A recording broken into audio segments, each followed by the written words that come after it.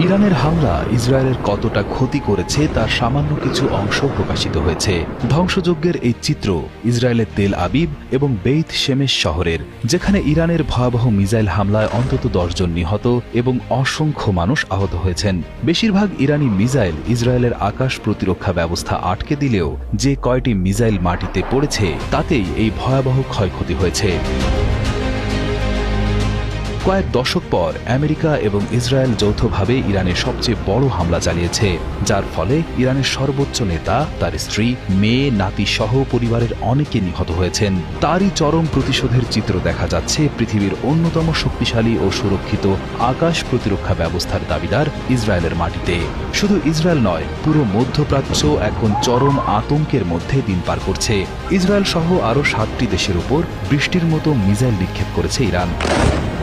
এই দেশগুলোর মধ্যে এমন কিছু জায়গাও রয়েছে যেখানে আমেরিকার সামরিক ঘাঁটি রয়েছে। ইরানের দাবি, তাদের উপর করা এই হামলা সম্পূর্ণ বেআইনি এবং বিনা উস্কানিতে করা হয়েছে।